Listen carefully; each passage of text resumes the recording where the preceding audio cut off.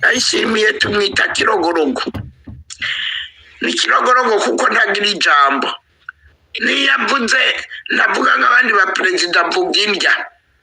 Ndayishimiye mu 1993 yavuye kuri university. Araduga agenda kwica abanyeshuri bo mu Kibimba ngo nuko ari Abatutsi. Hanyuma yinjira mu Kirobere hamwe n'abandi. Aca agenda Ibuta aja kwica abanyeshuri b'Ibuta. Bababwiye ngo nibivangure ngo Abahutu uruhande rumwe ngo Abatutsi uruhande rumwe. Baca barabica, baranka kwivangura abanyeshuri, baca barabica. Bati sinashizwe. Aca agenda Ibugendana jewe hariyo mama yacitse ku icumu mu 1993 n'abakuru banje batatu bacitse ku icumu n'abakazana babo baciye bica muri iyo kambi abantu 654. Abo babishe bari bacitse ku icumu mu 1993. Hanyuma aho rero bari mu Kirobere bagenda Iteza barica abantu, bagenda Ibutezi barica abantu, baca baje Nyamutenderi barica abasoda bavuye gukina bari mu modoka. Aho ibyo bitiwe mu 1994 ageza kwica i Burundi yaciye agenda gufasha Interahamwe kwica Abatutsi b'i Rwanda gukora ihonyabwoko. Urumva Ndayishimiye ubu muri iyi minsi niwe yishe Petero Nkurunziza kandi ariwe bari kumwe. Niwe ubu yishe Reveriyano Ndikuriyo. Niwe ariko aratoteza Bunyoni nyimba atapfuye, nyimba atamwishe. Uwo ni uri kurambarira ngo jewe ngo mufishe ngo perezida ngo umuntu w'umugabo. N'umuntu atanicamaze avuga indya gusa, nta bindi bintu azi kuvuga mu kanwa kiwe, nta bindi bintu azi gukora. Agenda we n'umugore wiwe bajeje kwiba amafaranga y'igihugu yose, bagenda kuyabitsa mu gihugu ca Guinea-Bissau ngo baraguze n'akabira ngo muri Guinea-Bissau bazohungirako. Nuko Ndayishimiye nta kindi atari ukuja kwikorera imifuko y'ibiraya. Wari wabwabona umuperezida yikorera imifuko y'ibiraya canke y'ibijumba. Uwo Ndayishimiye yaranyaze amatongo y'abanyagihugu. Ibugendana abantu 300 bari bagize ishirahamwe yabatwaye aho barima, ahashira umuhungu wiwe ngo agire ngo ihinguriro ry'ibijumba. Uwo Ndayishimiye yagiye ahantu ku muganwa w'iwacu itongo ryiwe arirengerako amahegitari n'amahegitari arikorera. Uwo Ndayishimiye twamubonye ku mafoto we n'umugore wiwe bari kugura inyama. Barabonye umuperezida aja kugura inyama muri busheri afise abakozi.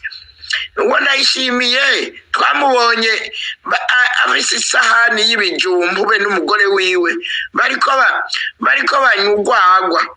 Uwo ni uri kurambayira.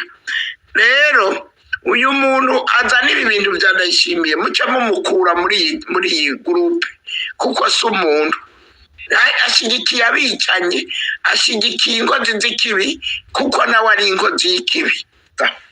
Ejo bundi ari namuye amaze gushika ku butegetsi agenda guturira abaprisoniye bapfungiwe Igitega.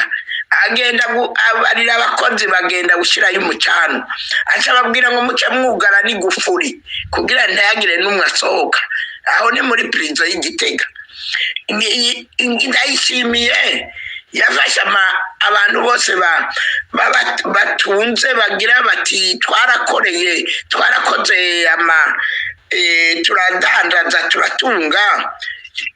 Aca afata amahinguriro yabo ayabaka akayaha abandi acanga akayatwara wenyene. uwo ndashimiye peteroli yahoriza mu Burundi yari ifishwe n'abantu bakorana n'Uburundi n'igihugu cy'u Burundi kandi bakaba bafise essence misi yose iyo yayishize mu minwe y'umugore wiwe none essence imaze igira imara imyaka 2 abarundi batakicobora kuronka ingene biyunguruza ihinguriro rya Sosumo yagiye kurishira mu minwe yabo kugira ngo abyigarurire ubu abarundi ntibakigira isukari aho brasserie ni gutyo ibintu by'amapasiporo abishira mu minwe y'abantu wenyene biwe kugira bajungukemwo abantu bakabura nayo mapasiporo wewe ubone uri kurahaya ndayishimiye ntakintu amaze yaje konona igihugu gisigaye ari inimero ya mbere uvuye inyuma ku isi yose uheze umbarire ngo uwo ni uhaya nta wundi wewe birumvikana ko uri cyo kimwe nawe nta uhaye umwicanyi atari umwicanyi uri umwicanyi nka ndayishimiye nyene isware uraheze ukanuma ukabaza abayinzi ntudaye Perezida Kagame ntiyinjiye muri abariko baragwanira ubutaka bwabo n'abanyekongo ni babahajya bajanywe kuri Kongo na kolonisation y'ababirigi imbibe ni wabutanzi imbibe genda ubaze Perezida Kagame mumushirako ibyo muri Kongo kuko peut-être umunyekongo utwara Kongo ari umwicanyi arungika abantu ngo nimubice ngo mutware n'ibintu byabo ngo n'amazu yabo mushake muturire kubera ko ngo bice ngo abatutsi abo banyekongo bariko bagwanira ubutaka bwabo banka yuko baguma bicwa mu gihe rero bariko baricwa babwirizwa kwimenya ko batimenye nta n'umwe azobamenya rero ibyo mubishira kuri Perezida Kagame kuko mutazi histoire coloniale ilifo kubaza histoire ngene yagenze Perezida Kagame atwara igihugu cy'u Rwanda abari muri Nord Kivu kera mbere ya kolonisation bari abanyarwanda kuko bujya butaka bwari ubw'u Rwanda kolonisation ije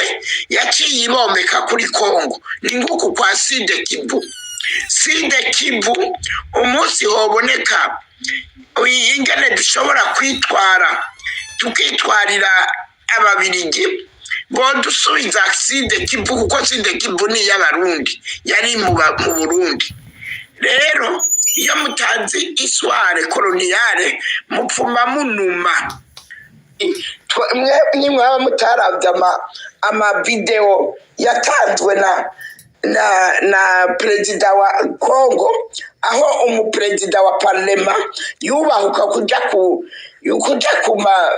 televiziyo ngo nimugende ngo murye ngo mwice ngo abatutsi bobo yavuga ngo mwice abanyarwanda mugabo yashatse kuvuga abatutsi ngo mwice ngo bajya ngo bavuga ikirimi cy'Ikinyarwanda ngo mbere ngo turire n'amazu yabo ngo hanyuma mushatse mubarye ngo n'ibintu byabo mubitware ibyo ni ibintu byaciye ku isi yose barabibonye umaze kuba umukuru w'igihugu ugomora abanyagihugu kwica abandi umuntu yomugira gute ugira ukwitabara iyo M23 utitabara uyu munsi turiko twarabonye amavideo menshi bariko bararya abantu bica abantu bakabarya ngo none bavuga ikirimi cy'Ikinyarwanda uyu munsi nabonye iyindi video aho ubu naho batanguye kwica bavuga igiswahili